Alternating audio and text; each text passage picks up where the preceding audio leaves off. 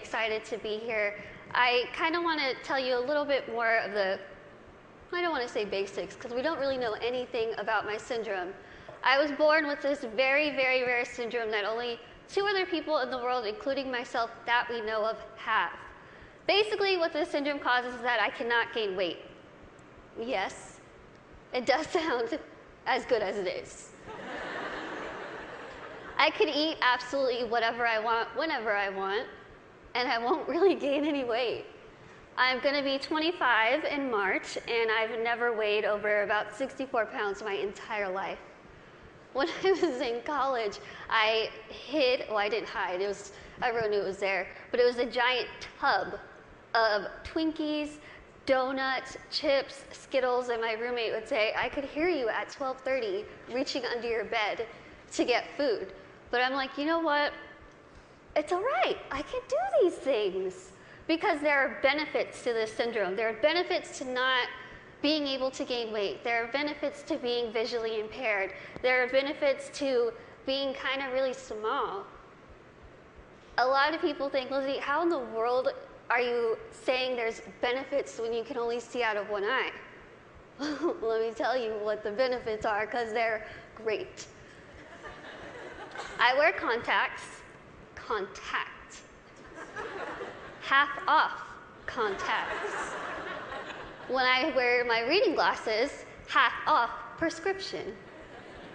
If somebody is annoying me, being rude, stand on my right side. It's like you're not even there. I don't even know you're standing there. Right now, if I stand like this, I have no clue that there's this whole side of the room.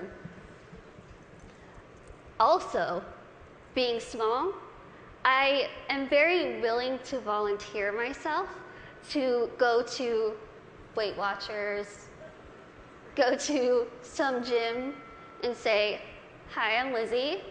I will be your poster child. Put my face on whatever you need and I will say, hi, I use this program. Look how well it worked.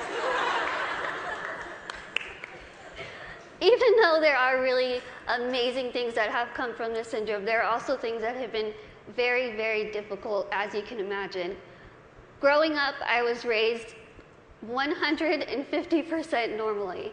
When I was my parents' first child, and when I was born, the doctors told my mom, your daughter has no amniotic fluid around her at all.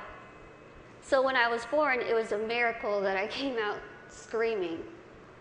The doctors told my parents, we just want to warn you, expect your daughter to never be able to talk, walk, crawl, think, or do anything by herself. Now, as first-time parents, you could think that my parents would say, oh no, why? Why are we getting our first child to have all these unknown problems? That's not what they did. The first thing they told the doctor was, we want to see her, and we are going to take her home and love her and raise her to the best of our abilities. And that's what they did. I credit pretty much everything that I've done in my life to my parents. My dad is here with me today, and my mom is at home watching. Hi, Mom. She's recovering from a surgery, and she has been the glue that's held our family together and giving me the strength to see that she's going through so much, but she has this fighting spirit that she's instilled in me, that I have so proudly been able to stand in front of people and say, you know what, I've had a really difficult life, but that's okay. That's okay.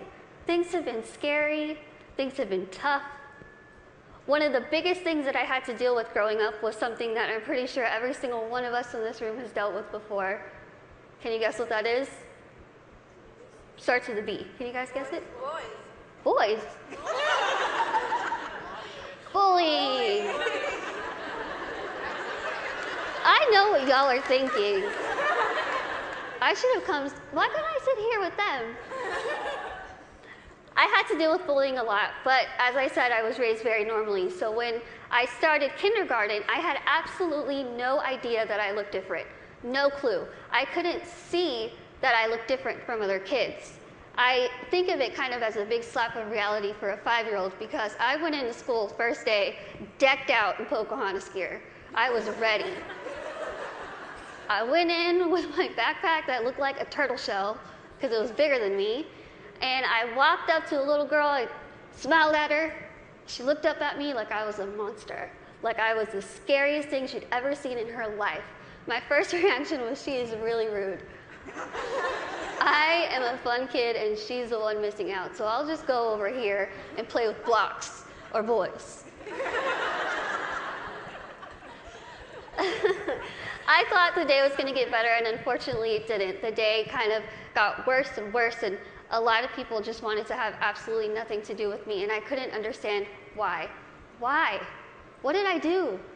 I didn't do anything to them. In my mind, I was still a really cool kid. So I had to go home and ask my parents, what's wrong with me? What did I do? Why don't they like me? And they sat me down and they said, Lizzie, the only thing that's different about you is that you're smaller than the other kids. You have this syndrome, but it's not going to define who you are. They said, go to school, pick your head up, smile, continue to be yourself, and people will see that you're just like them. And so that's what I did. I want you to think and ask yourself this in your head right now. What defines you? Who are you? Is it where you come from? Is it your background? Is it your friends? What is it? What defines who you are as a person?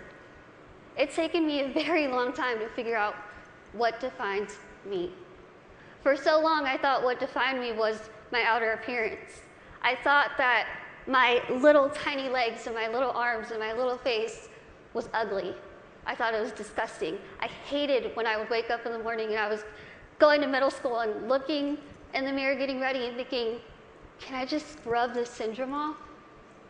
It would make my life so much easier if I could just scrub it off. I could look like the other kids. I wouldn't have to buy clothes that had Dora the Explorer on it. I wouldn't have to buy stuff that was bedazzled when I was trying to be like the cool kids. I would wish and pray and hope and do whatever I could to pray that I would wake up in the morning and I would be different and I wouldn't have to deal with these struggles. It's what I wanted every single day, and every single day I was disappointed. I have an amazing, amazing support system around me who never pity me, who are there to pick me up if I'm sad, who are there to laugh with me during the good times, and they taught me that even though I have this syndrome, even though things are hard, I can't let that define me. My life was put into my hands, just like your lives are put into yours. You are the person in the front seat of your car. You are the one who decides whether your car goes down a bad path or a good path. You are the one that decides what defines you. And let me tell you, it could be really really hard to figure out what defines you. Because there are times where I would just get so annoyed and frustrated, and I don't care what defines me. When I was in high school, I found a video, unfortunately, that somebody posted of me labeling me the world's ugliest woman. There were over 4 million views to this video, 8 seconds long, no sound, thousands of comments. People saying, Lizzie, please, please just do a world a favor, put a gun to your head and kill yourself. Think about that. If people told you that, strangers told you this. I cried my eyes out, of course, and I was ready to kind of fight back, and something kind of clicked in my head, and I thought, I'm just going to leave it alone. I kind of started realizing that my life is in my hands. I could either choose to make this really good, or I can choose to make this really bad. I could either be grateful and open my eyes and realize the things that I do have and make those the things that define me. I can't see out of one eye, but I can see out of the other. I might get sick a lot, but I have really nice hair. Thanks. You guys are like the best little section right here. I lose my train of thought. Okay, where was I? Hair. Okay, thank you. Okay, so I could either choose to be happy or I could choose to kind of be upset with what I have and still kind of complain about it. But then I started realizing, am I gonna let the people who called me a monster define me? Am I gonna let the people who said kill it with fire define me? No. I'm gonna let my goals and my success and my accomplishments be the things that define me, not my outer appearance, not the fact that I'm visually impaired, not the fact that I have this syndrome that nobody knows what it is. So I told myself I'm going to work my butt off and do whatever I could to make myself better, because in my mind, the best way that I could get back at all those people who made fun of me, who teased me, who called me ugly, who called me a monster, was to make myself better and to show them, you know what? Tell me those negative things, I'm going to turn them around, and I'm going to use them as a ladder to climb up to my goals. That's what I did. I told myself I wanted to be a motivational speaker, I want to write a book, graduate college, have my own family, and my own career. 8 years later, I'm standing in front of you, still doing motivational speaking. First thing, I accomplished it. I wanted to write a book. In a couple weeks, I will be submitting the manuscript for my 3rd book.